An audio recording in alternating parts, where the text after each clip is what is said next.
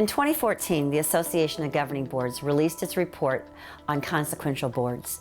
Among its recommendations for change, they cited that boards must improve their own capacity and functionality through increased attention to the qualifications and recruitment of members. Along with this report, there is today considerable discussion around diversity and inclusion regarding our boards. Here, our colleges and universities are failing. Given that racial and ethnicity of students in higher education represent 32% of the population, women represent just over 50%, and LBGT represent 12%. Contrast that to the overwhelming representation of boards on our campuses, ranging from 74% plus white at public and over 87% at private. Women are under 30% for both public and private.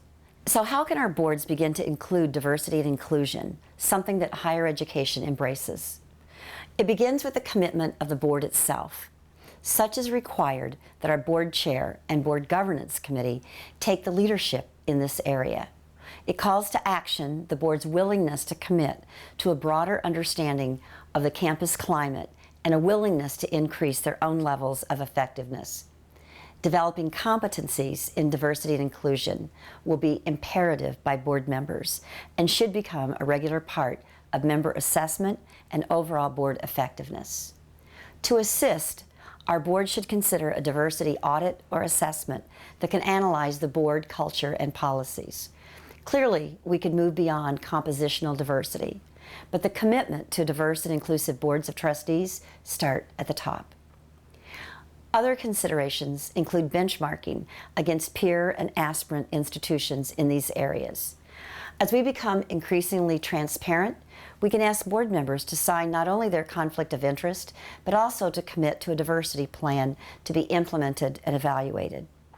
With a commitment to diversity and inclusion, what might our boards expect? First, communication styles may be challenged as we engage individuals from other backgrounds. Today's sameness in style and tone will be changed. There will be challenges in the level of involvement and engagement, especially early in this process as individuals from diverse backgrounds contribute. There may be an unease and levels of uncomfortableness from traditional members as our levels of expectation, changes in the dynamics of power, and much more are expressed. Over time, board culture will change. We must, however, recognize that such change will require, actually demand, patience and focused leadership. It will require our members to listen better. Board training should be provided and understood as a valuable tool in this process. Finally, all members should be encouraged to participate. The results of implementing a diverse and inclusive strategy with our board will expand our relationship and opportunities for strategic alliances, as well as access to potential donors who might otherwise not contribute. To be sure, these conversations and discussions on these topics of race and ethnicity, gender, sexual orientation are challenging, deeply held views and perspectives. They result, however, will be a stronger depth and breadth of our values and our vision for our institutions, one that can be held in high esteem and one that can inspire students as well. While we recognize diversity and inclusion as important values and assets of our institutions of higher ed and the world today in which we live, accepting the challenges and developing the tools to get there should be our foremost commitment. Building the pipeline of diverse individuals, cultivating them for board membership, and recruiting them for board leadership will be the outcome that will provide the transformation of our boards and institutions that is so necessary in this broader perspective of our world.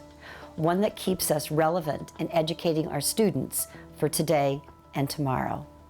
Thank you.